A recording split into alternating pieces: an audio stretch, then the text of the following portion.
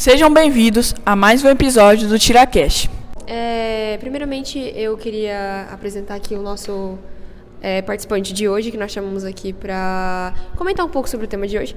Eu queria apresentar o aluno Lorenzo Felipe, do 7º ano A. Agora a gente vai trazer aqui sobre o tema do vídeo de hoje, que eu acho que vocês vão achar muito interessante, gente. O 9º ano C atuou uma peça júri simulado sobre a obra Helena, de Machado de Assis, contexto e desfecho. Gente, eles atuaram super bem. Na obra Helena, o Machado de Assis nos apresenta um drama familiar marcado por intrigas, segredos e reviravoltas muito emocionantes. O julgamento que consta na narrativa é simbólico e ocorre de forma implícita, pois o autor não utiliza um corte formal, mas sim a perspectiva moral e os conflitos internos dos personagens para conduzir a ideia de justiça.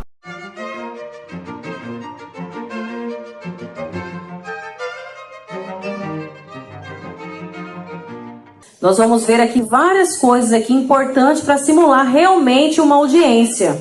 Então o nono C preparou com muito carinho e vai apresentar para vocês. Então assim, nós vamos precisar muito assim de silêncio, muita atenção, porque nós vamos julgar um caso aqui, tá? Para ver se a pessoa vai ser condenada ou não. Então vocês vão ter que entender toda a história para você também ter a sua opinião sobre esse assunto. E aí um dia, quando você ouvir alguém falar sobre esse livro Helena, você vai falar, né? Eu não li, mas eu sei da história, que um dia eu assisti um júri simulado. E amanhã ou depois, futuramente, você vai estar aqui também, tá? Então vamos lá, eu vou chamar 2 alunos aqui do 9º C, que são os cerimonialistas, que é Giovana e Raí, para dar o andamento do nosso trabalho.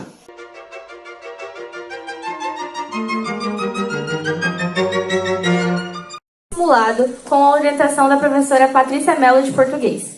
Esse simulado será baseado no livro Helena, de Machado de Assis. O livro Helena é um dos primeiros romances de Machado de Assis, sendo publicado em 1876 e tendo 139 páginas, dividido em 28 capítulos. Esse romance pertence à fase romântica do autor e também aborda alguns temas, além de amor, decisões e também conflitos sociais daquela época. A história começa com a morte do conselheiro Vale, pai de Estácio e irmão de Dona Úrsula.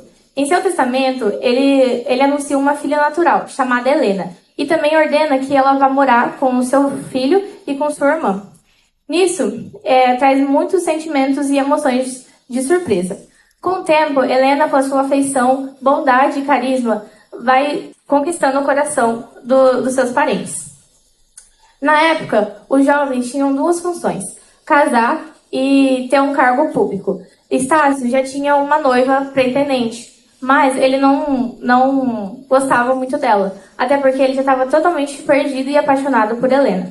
Por outro lado, a Helena já tinha também um compromisso com um amigo antigo do Estácio, que tinha voltado da Europa, o Mendonça. Com o decorrer da história, a Helena vai guardando um grande segredo. Ela fazia visitas logo cedo numa casa bem pobre perto da onde atualmente ela morava. Essa visita era do pai biológico dela. E o pai dela contou toda a história verdadeira. Assim, a Helena descobre que ela não é filha do conselheiro. E com isso, o Estácio acaba descobrindo isso também e acha uma possibilidade deles ficarem juntos. Mas isso não acontece por outros problemas e também pela mentira que ela carrega a vida inteira. Então, a Helena continua tentando conquistar a família do conselheiro, a confiança de novo, mas não acaba conseguindo e ela acaba adoecendo e morrendo dentro de 7 dias. Agora eu vou falar sobre um pouco do autor do livro, Machado de Assis. Bom, Machado de Assis foi um escritor, poeta, dramaturgo e jornalista brasileiro. Atualmente, até hoje, considerado um dos melhores e maiores nomes da literatura brasileira. Machado de Assis, nascido no Rio de Janeiro em 21 de junho de 1839, filho de Francisco de Assis, pintor, e Maria Leopoldina Machado. Sua infância foi bem precoce, pois aos 10 anos ele já começou a trabalhar e também, ao longo desse período, a sua mãe já tinha falecido. Ele começou a trabalhar como tipógrafo na imprensa oficial do Rio de Janeiro.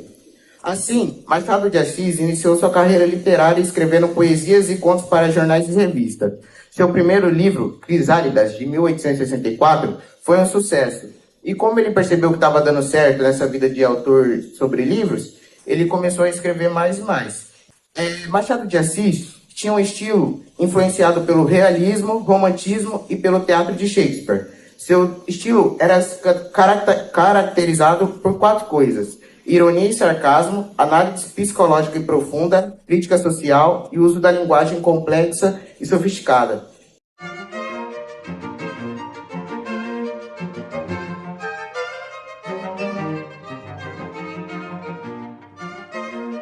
Dele era que Helena fosse filha e que Estácio e Dona Úrsula a acolhessem como filha. Em nenhum momento Helena fez para se aproveitar da família. Em nenhum momento a Helena fala. Negado. Quero ouvir o que ela tem pra falar. Em nenhum momento a Helena se usufruiu da herança de Estácio. Prossiga. Helena se aproveitou sim da confiança de Estácio e aproveitou sim da família. Pedimos que os senhores júris considerem as evidências e reconheçam que a acusada, ao se aproveitar da confiança de Estácio e manipular as suas emoções, cometeu um ato que não pode ser simplesmente ignorado. A responsabilidade é sim dela e é hora de enfrentar as consequências de seus atos. Apenas isso mesmo.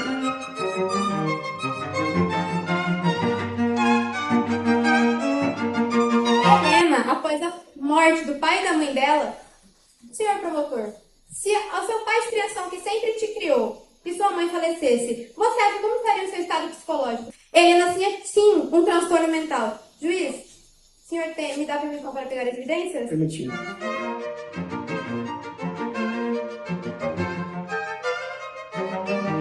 Com laudo médico de transtorno prolongado pós-morte, não tinha estado mental para responder por nada que ela fizesse.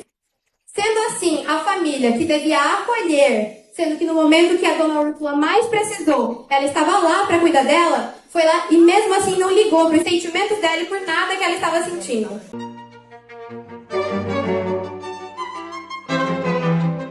Bom, já que gostam de apelar para o lado social e de como ela era uma garota boa, eu gostaria de falar para vocês que como aqui se trata de um tribunal, a gente julga leis. E quando a pessoa ela é culpada, ela deve ser punida. Agora eu iria dizer onde Helena teve um crime. Basicamente, no artigo 307 do Código Penal Brasileiro, trata do crime de falsa identidade, que consiste em atribuir-se ou atribuir a outra pessoa uma identidade falsa, ou seja, assumir algo que você não é. Basicamente, você pode usar desse artefato de mentir, ser outra pessoa, ou omitir o fato de que você é outra pessoa para ganhar vantagens ou causar um mal de outra pessoa. Aqui no caso, a gente... Negado, eu quero ouvir o que ela tem pra falar. Aqui no caso, a gente observa que, querendo ou não, Helena se beneficiou do testamento, pois ele não era para Helena, ela não tinha direito sobre ele. E ela e o conselheiro infringiu leis ao fazer isso. Negado. Basicamente, temos outro artigo que foi infringido, o artigo 299 do Código Penal Brasileiro. Ele é um crime de falsidade ideológica, só que em documentos públicos, como o testamento, que é algo tão importante onde você deixa uma parte de você para os seus filhos e entes queridos, de uma forma onde não haja brigas. A lei do Código Penal, artigo 17, fala que um testamento o falecido pode deixar para quem ele quiser, não estando a pessoa ser da família ou não. Apenas tem que deixar uma porcentagem disso para uma pessoa de sangue. Sendo assim, o conselheiro deixou sim uma parte da herança dele para Estácio, podendo o resto ele deixar o que quisesse para qualquer pessoa. Permitido.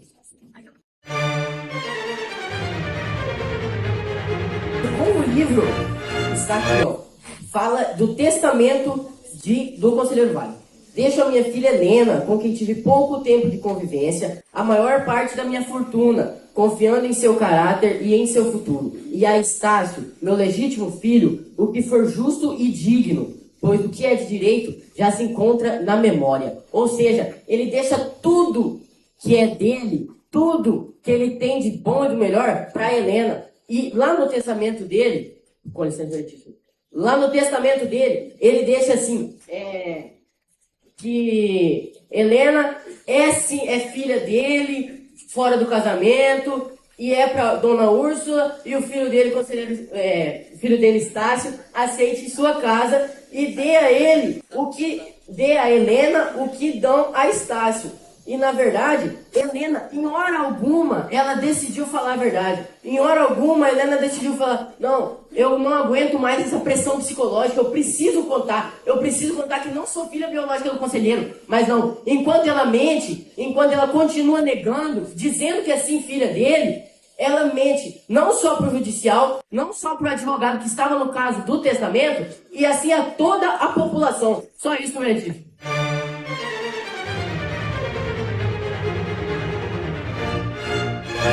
O artigo 18 do Supremo Tribunal de Justiça, não há como considerar nulo um testamento por falta de certas formalidades citadas nele. O fato dele não deixar a maioria para Estácio, e sim, como é citado no livro, ele deixa sim para Estácio o que ele já tem, porque Estácio já tinha sim do bom e do melhor, e ele cita que na casa, que tudo que já tinha na casa era sim de Estácio, tirando todos os seus outros bens para Helena.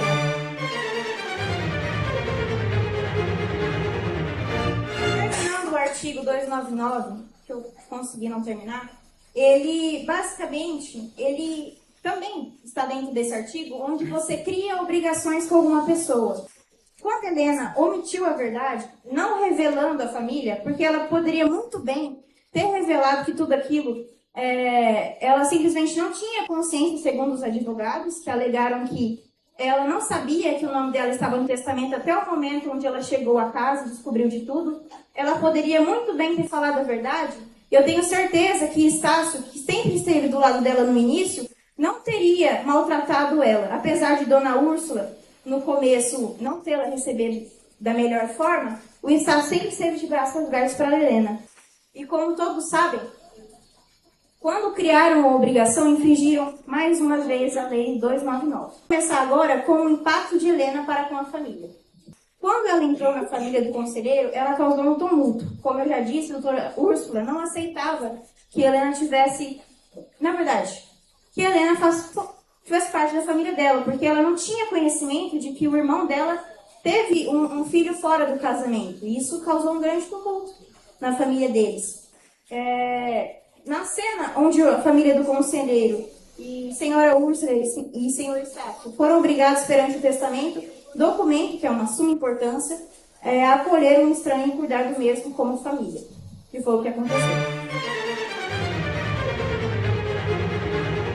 Que estava cometendo um estelionato sentimental, estando com alguém sem gostar dela, sendo capaz de magoar os sentimentos dela e cometendo uma ambiguidade, estando com Eugênia e gostando, querendo Helena, sabendo que ela era sua irmã.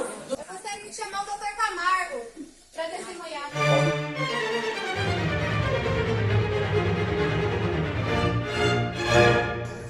O senhor tinha consciência de que o conselheiro tratava Helena como filha? Sim, senhora. O senhor estava ciente de que Helena não era filha do conselheiro? Sim. O senhor também sabe sobre a carta que o conselheiro deixou falando sobre Helena? Sim. Como diz o Dr. Camargo, o conselheiro deixa uma carta falando: eu, conselheiro do Vale, peço perdão por mentir sobre os laços sanguíneos com minha filha Helena. Não fui obrigado por ninguém a colocá-la em meu testamento. Fiz isso por amor e afeto a ela. Amo a Helena como minha filha. Não tive a oportunidade de registrá-la em cartório. Sendo assim, peço que, antes da minha morte, considerem ela como filha. Como fala na Constituição do Processo Penal, as vontades de um falecido são sim colocadas acima de alguma lei. O fato dele não registrar ou não haver vontade específica de registro não invalida os sentimentos que ele tinha por ela e tratava como filha, pois ele pagava tudo, ele dava, como diz a Constituição de 98, se configurando os requisitos de trato e fama, os primeiros requisitos são assistência financeira, psicológica,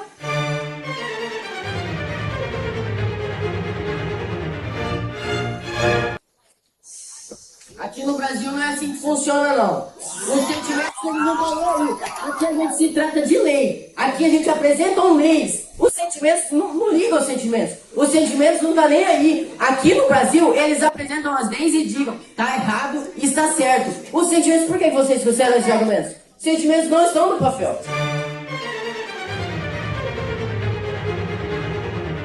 Sentimentos e vontades da reputação das pessoas após a morte. Então, sim, os sentimentos e a honra dele é colocada, sim, acima da lei.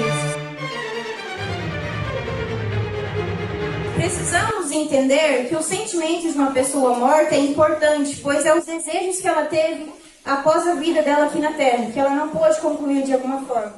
Mas vocês precisam saber que uma lei, ela não pode ser mudada. Uma pessoa, ela não pode fazer o que ela quiser. Não foi só porque ele teve vontade de adicionar ela como filha que ele deixa de fazer um crime e Helena deixa de cometer outro por omitir. Ter falsa identidade biológica não muda. O que foi o desejo de Helena ou o desejo do conselheiro ser filha um do outro, ele poderia ter usado outros métodos sem infringir a lei. Ele poderia ter adicionado Helena, que não era filha dele, não tinha parentesco sanguíneo com ele, sem prejudicar uma lei, sem cometer um crime. E ela cometeu o crime. E ela precisa pagar. É assim que funciona a lei. A gente não tem que, ela era uma boa pessoa, ela ajudava, tal pessoa gostava dela. Isso não enche barriga. Isso é um crime de qualquer forma.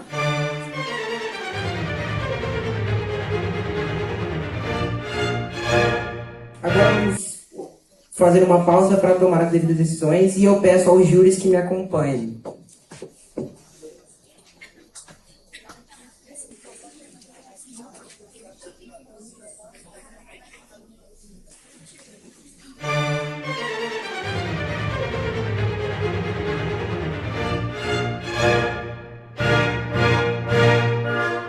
Bem, depois de uma votação entre os júris, eu declaro Helena culpada. Pessoal, olha só. Foi muito bonito o trabalho que eles fizeram aqui, né? Isso aqui foi só uma encenação, tá? Não vão tomar isso como uma verdade, não. Mas a história do livro é verdadeira, tá? Então, ó, agradeço, né, a presença de vocês.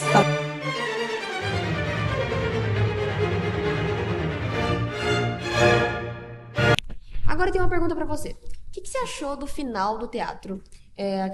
Aquele desfecho todo com a Helena perdendo, mesmo com todos os argumentos, a júri que estava atuando, né? Os júris que apresentaram ali contra. Fala pra gente o que você achou. Cara, eu achei que o final foi certo. Na minha opinião, a Helena era culpada. Eu achei muito massa a atuação do Escobar também, todo mundo dando risada dele. Ele atuou super bem. Eu acho que o final foi o certo. Teve, assim, pessoas que discordaram e pessoas que concordaram. Eu, pessoalmente, concordei. Olha, eu tenho uma opinião contrapõe a sua. Eu não assisti dessa mesma área, mas eu assisti com outros atores, porque eles estavam, né, revezando. Então, assim, eu achei que, tipo, eles atuaram tão bem ali, mostrando tantas provas, que, assim, na minha opinião, a Helena talvez era certa, sim. Tá uma opinião tão... Eles, assim, algo tão diferente que a gente fica, assim, se encapotado, tentando entender. Mas a sua opinião é boa também, né? É assim como eu acabei de ler, né? Machado de Assis, ele deixa o leitor refletindo. Porque nem sempre tem alguém certo, um vencedor, um perdedor, claro. Então, assim, há contradições nas opiniões, cada um pensando de uma forma diferente. E é isso que Machado de Assis provoca no nosso pensamento. Ele provoca muitas... O cara escreveu um livro provocando dissensões da sociedade. Ele deixa... Bem, para finalizar, vamos falar um pouco sobre a Helena, só pra gente concluir aqui, e aí a gente já fecha o vídeo de hoje. Helena, a personagem título, é uma jovem de origem humilde que, após a morte de seu suposto pai, Conselheiro Vale, é acolhida por Estácio, o herdeiro da casa, e sua tia, Dona Úrsula. No decorrer da trama, o caráter íntegro de Helena é posto à prova quando um segredo ameaçador vem à tona. Helena não era filha legítima do conselheiro, mas fruto de um relacionamento extraconjugal. Esse segredo se torna um núcleo de um julgamento moral entre os personagens, especialmente Dona Úrsula e Estácio.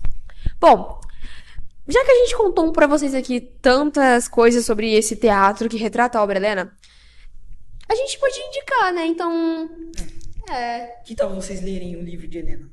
Ou melhor, de Machado de Assis, que o título é Helena, que conta sobre a vida da personagem. Bom, pessoal, é isso que nós temos a deixar para vocês hoje. Esse foi o vídeo contando sobre a obra.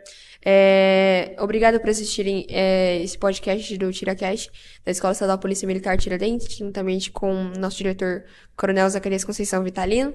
E muito obrigado, nós estamos aqui com a participação do nosso professor, que sempre está ajudando a gente aqui, nosso professor Silvane Barcelos. E é isso, pessoal. Obrigado, Lorenzo, por participação de hoje. É isso aí. Bem, se você gostou desse vídeo, se inscreva no canal, ative seu sininho, deixe seu like, comenta aí o que vocês deem ideias para novos vídeos pra gente retratar sobre histórias, sobre livros. Bem, isso foi um tema bem legal, a gente podia abordar mais vezes, trazer livros aqui no canal. É isso aí, galera, muito obrigada e até a próxima.